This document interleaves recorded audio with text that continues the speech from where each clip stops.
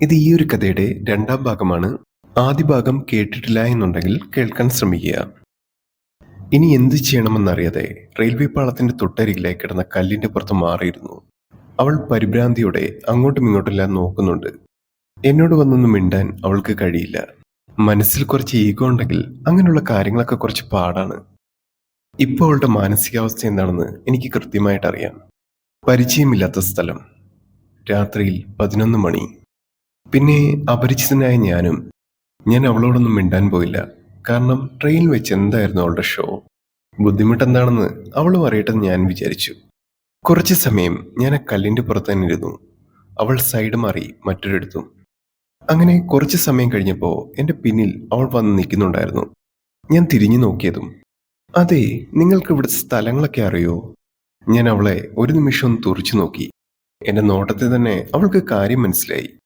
ഞാൻ പതുക്കെ അവിടെ നിന്നും എഴുന്നേറ്റ് ഇടതുവശത്തൊരു വെട്ടം കാണുന്നിടത്തേക്ക് നടന്നു. അതെ, നിങ്ങൾ എങ്ങോട്ട് പോവുക? വളരെ ടെൻഷനോടുകൂടി തന്നെ അവൾ എന്നോട് ചോദിച്ചു.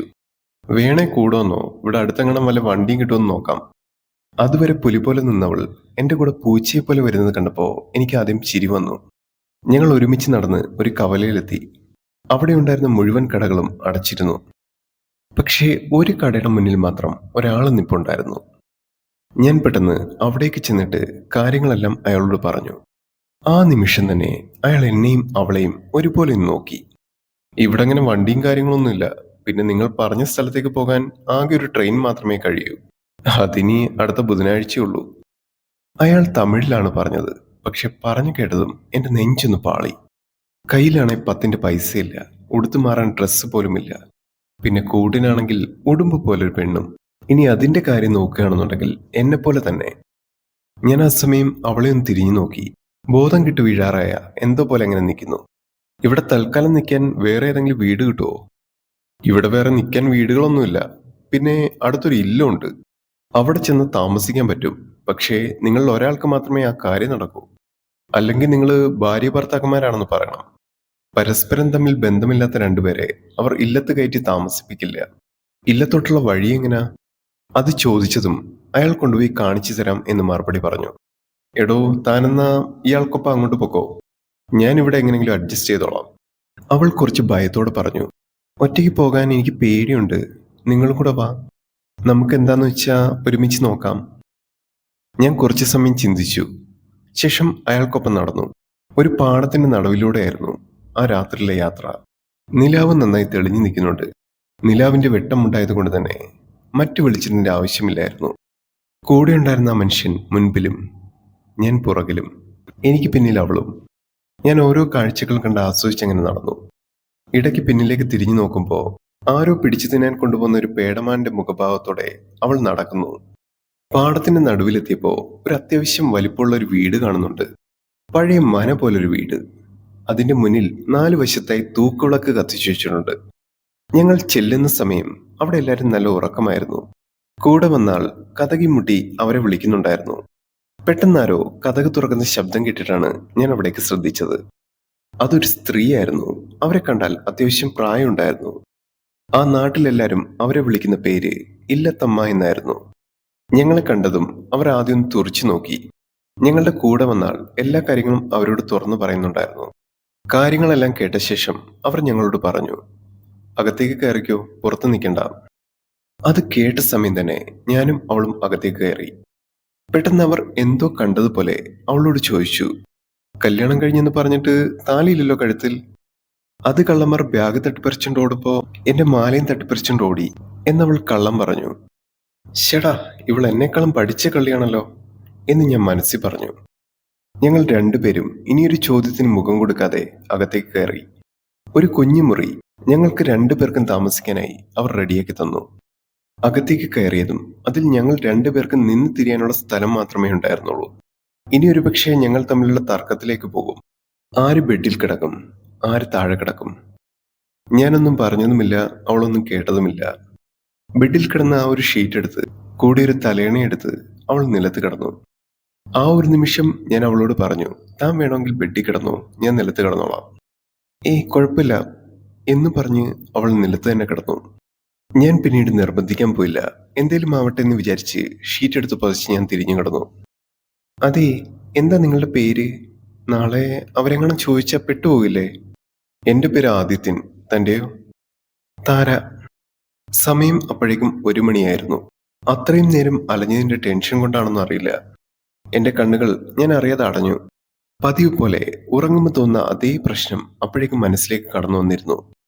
ഞാൻ പെട്ടെന്ന് ചാടി എഴുന്നേറ്റ് അലറി വിളിക്കാൻ തുടങ്ങി. താഴെ കിടക്കുന്ന അവൾ പെട്ടെന്ന് അവളും പേടിച്ചെഴുന്നേറ്റ് ഒരു നിമിഷം എന്നെ നോക്കി. നിങ്ങൾ മനുഷ്യനെ പേടിപ്പിക്കുവോ? ഞാൻ എന്റെ നെഞ്ചൊരു നിമിഷം തടവി. തല പൊട്ടിപ്പൊളിയുന്നത് പോലെ തോന്നി. ഞാൻ റിലാക്സ് ചെയ്ത് കണ്ണുകൾ അടച്ചങ്ങനെ കിടന്നു. അപ്പോഴേക്കും സമയം 5 മണിയായിരുന്നു. പിന്നീട് ഉറങ്ങാൻ തോന്നുന്നില്ല. ഒരു 7 മണിയായപ്പോ താര എഴുന്നേറ്റ് അപ്പുറത്തേക്ക് എവിടേക്ക് പോയി. അത് കണ്ടതും ഞാൻ ഒരിക്കൽ കൂടി ഒന്ന് ഉറങ്ങാൻ ശ്രമിച്ചു. ഉറക്കം കിട്ടിയില്ലെങ്കിൽ അതൊരു പ്രശ്നമാണല്ലോ. കുറച്ചു സമയം കഴിഞ്ഞപ്പോ ഉറക്കത്തിൽ നിന്ന് എഴുന്നേറ്റ് പുറത്തേക്ക് ഇറങ്ങി. രാവിലത്തെ കാര്യപരിപാടികളെല്ലാം കഴിഞ്ഞ് അകത്തേക്ക് വന്ന് കയറിയപ്പോ ഇല്ലത്തെ പ്രഭാത ഭക്ഷണത്തിനുള്ള തയ്യാറെടുപ്പുകളായിരുന്നു. ആ ഒരു ഇല്ലത്ത് താമസിക്കുന്ന ആൾക്കാർ മുഴുവനും ഉണ്ടായിരുന്നു. അതെല്ലാം ആ ഒരു വീട്ടിലെ ബന്ധുക്കളാണെന്ന് കണ്ടപ്പോഴേ മനസ്സിലായി. ഒരു അതിഥിയെ സ്വീകരിക്കുന്ന പോലെ എന്നെ അവളെയും ഒരുപോലെ അവർ കണ്ടു. ഭക്ഷണം വിളമ്പുമ്പോഴും മറ്റെന്ത് കാര്യവും അവർ അറിഞ്ഞു തന്നെ ചെയ്തു. ആ ഒരു ഇല്ലത്ത് ഭർത്താവിന് ഭക്ഷണം വിളമ്പി കൊടുക്കേണ്ടത് ഭാര്യമാർ തന്നെയായിരിക്കണം എന്നൊരു ആചാരമുണ്ടായിരുന്നു. എനിക്ക് കഴിക്കാനുള്ള ഇഡ്ഡലിയും സാമ്പാറും താരയുടെ കയ്യിൽ കൊടുത്തു. എനിക്ക് ഭക്ഷണം വിളമ്പുമ്പോഴുള്ള താരയുടെ മുഖഭാവം ഞാനൊന്ന് ശ്രദ്ധിച്ചു. കണ്ണുകൾ തുറച്ചു നോക്കി എന്നെ കൊല്ലാൻ വരുന്ന ഒരു ദേഷ്യം ആ മുഖത്തുണ്ടായിരുന്നു. ഭക്ഷണം കഴിച്ചു കഴിഞ്ഞ് ഞാൻ പുറത്തേക്ക് ഇറങ്ങിയപ്പോ അവളും എൻ്റെ ഒപ്പം വന്നു. അതെ, നിങ്ങളെന്തിനാ ഈ രാത്രി കിടന്ന് ബഹളം ഉണ്ടാക്കുന്നത്? ഈ അറിഞ്ഞുകൊണ്ട് ചെയ്യുന്നതാണോ? ഞാൻ ഒരു നിമിഷം മൗനമായി ഒന്ന് പുഞ്ചിരിച്ചു. ശേഷം എൻ്റെ ഭൂതകാലത്തെപ്പറ്റിയും എൻ്റെ മാനസിക പ്രശ്നത്തെപ്പറ്റിയും ഞാൻ അവളോട് പറഞ്ഞു. അത് വളരെ ആശ്ചര്യത്തോടെ അവൾ കേൾക്കുമ്പോൾ, താൻ ഈ ഏകാന്തത എന്താണെന്ന് അറിഞ്ഞിട്ടുണ്ടോ? മിണ്ടാനും സംസാരിക്കാനും ആരുമില്ലാതെ ഒറ്റയ്ക്കൊരു ജീവിതം. ശരിക്കും അങ്ങനെ ഒരു ജീവിതം എത്രത്തോളം ഭയാനകരമാണെന്നറിയാൻ എന്നെപ്പോലെ ഒരാളുടെ ജീവിതം അത് അധികമാണ്. എന്റെ ജീവിതകഥകളും കാര്യങ്ങളും അവളോട് പങ്കുവയ്ക്കുമ്പോൾ അവളെക്കുറിച്ച് കൂടുതൽ അറിയാനും എനിക്ക് താല്പര്യമുണ്ടായിരുന്നു. ഞാൻ പെട്ടെന്ന് അവളോട് ചോദിച്ചു, ശരിക്കും നിങ്ങൾ നാട്ടിലെവിടെയാണ്? ഞാൻ പാലക്കാടാണ്. പക്ഷേ എന്റെ കുടുംബം എല്ലാവരും ആന്ധ്രാപ്രദേശിലാണ്. പിന്നെ ഇപ്പോ നാട്ടിലെ ചില പണമിടപാടുകൾ ഉണ്ടായിരുന്നു. അതിന്റെ ആവശ്യത്തിനായിട്ട് വന്നതായിരുന്നു. വീട്ടിലാണെങ്കിൽ അമ്മയും അച്ഛനും അനിയത്തിയും മാത്രമുള്ള ഒരു സാധാരണ കർഷക കുടുംബമായിരുന്നു ഞങ്ങളുടേത്. എന്നാലും നാട്ടിലൊരു കുഞ്ഞു വീടുണ്ട്. അവൾ പറയുന്ന കാര്യങ്ങളെല്ലാം ഞാൻ മൂളി മൂളി കേട്ടു. എന്തോ അവളുടെ സംസാരം കേൾക്കാൻ ഒരു ഭംഗിയുള്ളതുപോലെ. പുറത്തെ കാഴ്ചകൾ കണ്ട് ഞങ്ങൾ ഒരുമിച്ച് അകത്തേക്ക് കയറുമ്പോൾ ഇല്ലത്തമ്മയും പിന്നെ കൂടെയുള്ള ചിലരും ഉമ്മറത്ത് ഞങ്ങളെ കാത്തിരിപ്പുണ്ടായിരുന്നു. അവരുടെ കയ്യിൽ എന്തൊക്കെയോ കാര്യങ്ങൾ കരുതിയിട്ടുണ്ടായിരുന്നു. ചില പൂജകൾക്കുള്ള കാര്യങ്ങളും അമ്പലത്തിൽ നിന്ന് കിട്ടുന്ന പ്രസാദം പോലെ എന്തോ മറ്റോ അങ്ങനെ. ഞങ്ങൾ ചെന്ന് കയറുമ്പോൾ എല്ലാവരും ഞങ്ങളെ നോക്കിയൊന്ന് പുഞ്ചിരിക്കുന്നുണ്ടായിരുന്നു. എന്തോ ഇനി ഞങ്ങളുടെ കാര്യങ്ങൾ എന്തെങ്കിലും അറിഞ്ഞിട്ടാണോ അതോ ഇനി മനസ്സിലാക്കിയിട്ടാണോ ഈ പുഞ്ചിരിക്കുന്നത് എന്ന് പോലും ഞാൻ ആലോചിച്ച് ഭയന്നു. ഇനി യാത്ര ചെയ്യാൻ ഏകദേശം 7 ദിവസം കൂടി ബാക്കിയുണ്ട്. ഒരുപക്ഷെ ഇനി അവർ ഇവിടുന്ന് പോകാൻ പറഞ്ഞാൽ വേറെ എങ്ങോട്ട് പോകാൻ ഒരു മാർഗവുമില്ല. എങ്ങനെയെങ്കിലും ഇവിടെ ഒന്ന് പിടിച്ചു നിന്നേ പറ്റൂ, അല്ലെ കഴിഞ്ഞുകൂടാൻ പാടാണ്. ഹാ, ഞങ്ങൾ നിങ്ങളെ കാത്തു നിൽക്കുകയായിരുന്നു. നിങ്ങളിത് എവിടെ പോയി? ഞങ്ങൾ ഈ പരിസരമൊക്കെ ഒന്ന് കാണാൻ വേണ്ടി അങ്ങനെ പോയതാ. ആഹാ, എന്നിട്ട് ഞങ്ങളുടെ സ്ഥലമൊക്കെ ഇഷ്ടപ്പെട്ടോ? ആ, അതെല്ലാം നല്ല അടിപൊളിയല്ലേ, ഞാൻ മറുപടി പറഞ്ഞു. ഇല്ലമ്മയ്ക്ക് നിങ്ങളോട് എന്തൊക്കെയോ പറയാനുണ്ട്. വാ, നമുക്ക് അകത്തേക്ക് ഇരിക്കാം. ഞങ്ങൾ എല്ലാവരും കൂടി അകത്ത് കസേരയിൽ മാറി മാറിയിരുന്നു. കൂട്ടത്തിലെ മലയാളി അയാൾ ഞങ്ങളോട് വീണ്ടും വീണ്ടും ഓരോ കാര്യങ്ങൾ ചോദിക്കാൻ തുടങ്ങി. എന്താ നിങ്ങളുടെ രണ്ടുപേരുടെയും പേര്? ഞാൻ ആദിത്യൻ. വൈഫിന്റെ പേര് താര. രണ്ടുപേരും ഒരേ സ്ഥലത്ത് തന്നെയാണോ? നിങ്ങൾ എവിടെ പോകാനായിട്ടാണ് ട്രെയിൻ കയറിയത്? എന്റെ വീട് ആലപ്പുഴ, അവള് പാലക്കാടും. പെട്ടെന്ന് എല്ലാവരും ആശ്ചര്യത്തോടെ, ഏ, ആലപ്പുഴയുള്ള നിങ്ങളെങ്ങനെ പാലക്കാട് വന്ന് വിവാഹം കഴിച്ചു? ആ ചോദ്യത്തിന് മറുപടി പറയാൻ വിക്കി നിന്ന സമയത്ത് അവൾ എന്റെ കാലിൽ ഒരൊറ്റ ചവിട്ട് തന്നു.